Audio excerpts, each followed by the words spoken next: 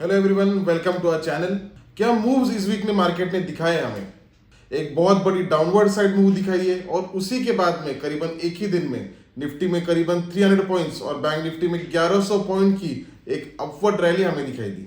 अभी ये जो अपवर्ड रैली जो हमें दिखाई दी थी, क्या ये ऐसे ही आगे जाके सस्टेन होगी या फिर ये सिर्फ एक या दो दिन की बात थी जो न्यूज के बाद जो इम्पैक्ट होता है उसी के कारण थे और आगे जाके ये रैली सस्टेन नहीं करेगी और वापस डाउनवर्ड डायरेक्शन में जा सकता है? और आगे जाके किस तरह से मार्केट का डायरेक्शन हो सकता है उसके बारे में भी हम एक डिस्कशन करेंगे। लेकिन उसके पहले हमने पिछले वीडियो में, जो पिछले वीक का जो वीडियो था हमारा, उसमें क्या डिस्कस किया था? पिछले वीडियो में हमने ये डिस्कस किया था कि 46,400 ये जो लेवल है ये काफी क्रूशियल लेवल है और ये अगर ब्रेक होती है तो करीबन 46,000 तक फर्स्ट उसका फॉल हो सकता है और उसी के आगे 45,600 तक भी बैंक निफ्टी जा सकती है। और करीबन बैंक निफ्टी ने उसी दौरान 45,600 तक बैंक निफ्टी ने उसका लो टच किया था, तो करीबन उसमें 800 पॉइंट्स की मूव, एक बहुत बड़ी मूव उसमें बैंक निफ्टी में हासिल हुई। और उसी के बाद हमने पिछले वीडियो में ये कहा था कि 46,400 के ऊपर जाने के बाद उसी में एक बाय ट्रेड हम ले सकते हैं और वो करीबन मूव जो रहेगी वो करीबन 47,250 तक जा सकती है। तो इस मूव में भी करीबन 650 पॉइंट्स की ये मूव रही और करीबन अगर दोनों साइड अगर पकड़ा जाए तो करीबन 14,500 पॉइंट्स की ये मूव टोटल रही। और करीबन इसी वीक में अगर देखा जाए तो काफी सारे अपडेट्स भी आए मार्केट में, काफी सारी न्यूज निकल के आए और काफी सारे नए नए अपडेट्स आए जिनका मार्केट पर काफी बड़ा रिएक्शन भी रहा है। तो ऐसे सारे जो भी कुछ अपडेट्स आते हैं या फिर ऐसे कुछ भी न्यूज आती है तो हमारा जो फ्री टेलीग्राम चैनल है उसमें उसकी लिंक इस डिस्क्रिप्शन में दी गई है, तो उसमें मैं ये सारी चीजें अपडेट करते रहता हूँ। उसी के साथ में कौन से ऐसे अपडेट्स है तो इस वीक में निकल के आए हैं और इनका पिछले वीक में क्या रिएक्शन रहा है और आगे जाके उसका कैसे रिएक्शन मार्केट पर रह सकता है, इन सारी चीजों का भी हम डिस्कस करेंगे। पहले जो सबसे बड़ी जो न्यूज निकल के आई, जो जीडीपी डेटा निकल के आया था, तो उसके कारण मार्केट में हमें एक बहुत बड़ी राइज दिखाई दी। जो Q3 जीडीपी डेटा निकल के आया था उसका जो अनुमान था वो करीबन 6%, सो मैक्सिमम टू मैक्सिमम 7% तक का था और उसके बावजूद जो डेटा जो निकल के आया वो करीबन 8.4% का निकल के आया है, जो बहुत बड़ा ह्यूज डिफरेंस निकल के आया है और उसी के कारण मार्केट में काफी बड़ी रैली हमें दिखाई दी। लेकिन डिस्कशन ये है कि जीडीपी का जो डेटा जो निकल के आया है क्या रियलिस्टिकली उतना ही अच्छा है और क्या उसी वजह से ये रैली जो है ये आगे जाके भी सस्टेन करेगी या फिर ये एक या दो दिन की बात थी और इसके आगे जाके फॉल आ सकता है। तो उसके पहले हमें जीडीपी डेटा को समझने की जरूरत पड़ेगी और उसी के साथ में हम इसमें जो नंबर्स निकल के आए उस पर एक डिस्कशन करेंगे।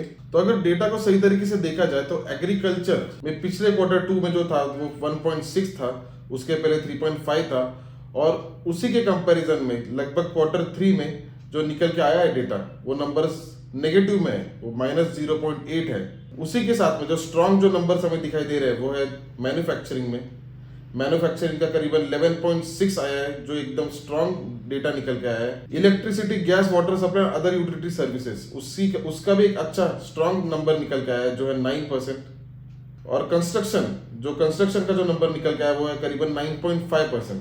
ये 9.5 करीबन इसकी वजह से है क्योंकि जो केपेक्स जो दिया था गवर्नमेंट ने वो काफी स्ट्रॉन्ग किया था और उसी के कारण हमें ये 9.5 नंबर दिखाई दे रहा है जो काफी ग्रोथ रिलेटेड नंबर है। Financial, real estate and professional services का जो नंबर आया वो करीबन 7 है, जो पिछली क्वार्टर में जो था वो करीबन 6.2 था। और अगर ये नेट टैक्सेस, अगर इसका फिगर अगर देखा जाए तो ये काफी ह्यूज डिफरेंस है। वो पिछले क्वार्टर में करीबन 12.8 था और उसी के कंपैरिजन में 32, ये काफी ह्यूज नंबर निकल के आया है। और इन सारे नंबर्स की वजह से जीडीपी में जो हमें डिफरेंस दिखाई दे रहा है वो करीबन 8.4 का दिखाई दे रहा है। इसमें अगर देखा जाए तो मैन्युफैक्चरिंग का भी जो नंबर है वो पिछले क्वार्टर से इस क्वार्टर में कुछ हद तक फॉल हुआ है, वो 14.4 से 11.6 हुआ है। माइनिंग में जो है 11.1 से 7.5 हुआ है। इलेक्ट्रिसिटी, गैस, वाटर सप्लाई में 10.5 से 9 हुआ है। कंस्ट्रक्शन में 13.5 से 9.5 हुआ है। तो दिखाई दे रहे वो इतने भी ज्यादा इंप्रेसिव मुझे नहीं लग रहे जितने पोर्ट्रे कर रहे हैं, जिस हिसाब से मार्केट ने रिएक्ट किया है। और इन्हीं नंबर्स के साथ में अगर यूएस इन्फ्लेशन का डेटा भी अगर दिखाई दिया तो उसके जो नंबर्स निकल के आए थे कंजम्पशन के, तो वो कुछ हद तक इंटरेस्ट रेट्स को कट करने के फेवर में दिखाई दे रहे थे और उसी के कारण यूएस मार्केट्स में हमें एक राइज दिखाई दिया और उसी के साथ में एशियन जो मार्केट्स थे वो भी कुछ स्ट्रॉन्ग दिखाई दिए। हालांकि अगर देखा जाए तो चाइना में काफी स्लो डाउन चल रहा है, लेकिन उसके बावजूद जो यूएस के नंबर्स थे, यूएस को नंबर्स को देखते हुए उनमें भी एक राइज हमें दिखाई दिया है। और उसी के साथ में इंडियन मार्केट्स में अभी जीएसटी कलेक्शन जो था उनकी रिपोर्ट आई है उनकी जो फेब मंथ का जो करेक्शन हुआ है वो करीबन 1.68 लाख करोड़ हुआ है, जो काफी स्ट्रांग हमें दिखाई दे रहा है। करीबन अगर जनवरी सीरीज में देखा जाए तो वो करीबन 1.72 था, लेकिन बहुत ज्यादा डिफरेंस नहीं है। और अगर ओवरऑल देखा जाए तो 1.68 भी एक स्ट्रांग नंबर है और उसका एक पॉजिटिव इंपैक्ट हो सकता है। और उसी के साथ में ऑटो सेल्स के भी नंबर निकल के आए हैं फेब्रुवरी सीरीज के लिए, और फेब्रुवरी सीरीज में करीबन 3,73,000 यूनिट्स ऑटो सेल्स में सेल हुए। उसमें मेजर जो सेगमेंट था वो एसयूवी सेगमेंट था, मतलब एसयूवी व्हीकल्स जो होते हैं वो सबसे ज्यादा सेल हुए। तो ये सारे मार्केट्स में अपडेट चल रहे हैं। अभी हम ये देखेंगे कि आने वाले वीक में मार्केट किस तरह से रिएक्ट कर सकता है या फिर किस तरह से हो सकता है। अभी अगर देखा जाए तो करीबन निफ्टी ने 22,378 पर उसका क्लोज दिया है, और उसी के साथ में 22,000 ये जो मार्क था जो काफी इंपॉर्टेंट और एक क्रूशियल लेवल थी, इस मार्क के ऊपर अभी उसने काफी दिन तक उसने सस्टेन किया है और इसके नीचे उसने क्लोज नहीं दिया है। तो ये काफी स्ट्रॉन्ग रिजल्ट है इसका, और ये एक निफ्टी की जो स्ट्रेंथ है इसको इंडिकेट करता है।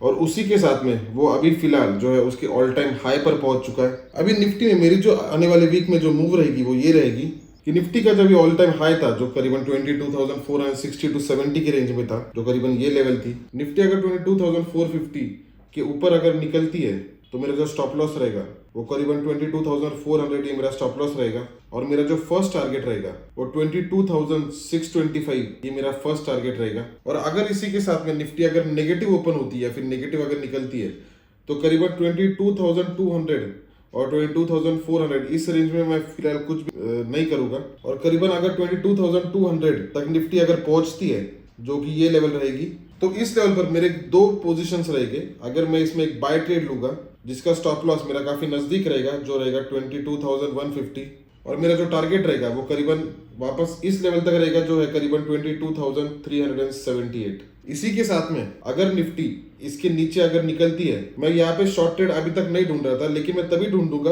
अगर 22,150 का मार्क डाउनवर्ड डायरेक्शन में ब्रेक होता है जो कि ये लेवल रहेगी, तो 22,200 ये मेरा स्टॉप लॉस रहेगा और मेरा टारगेट 22,000 ये रहेगा।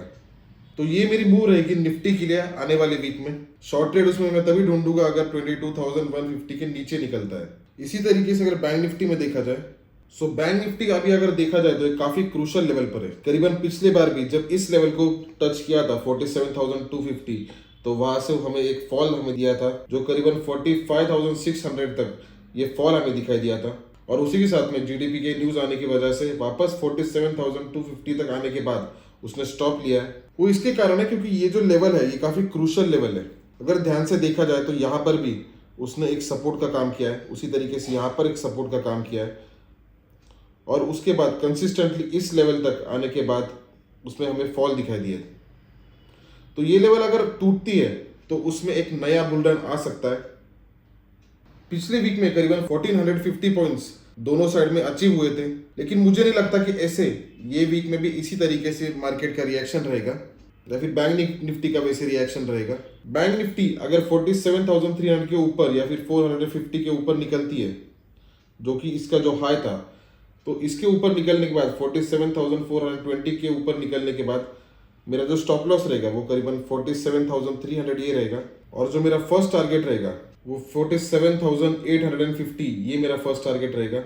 और मेरा सेकेंड टारगेट 48,150। सेम वे में अगर बैंक निफ्टी में हमें फॉल अगर दिखाई देता है और 47,000 के नीचे अगर बैंक निफ्टी निकलती है, तो 47,000 के नीचे निकलने के बाद मेरा जो मूव जो रहेगी वो मैं शॉर्ट साइड में ट्रेड ढूंढूंगा। मेरा जो स्टॉप लॉस रहेगा वो करीबन 47,150 ये मेरा स्टॉप लॉस रहेगा।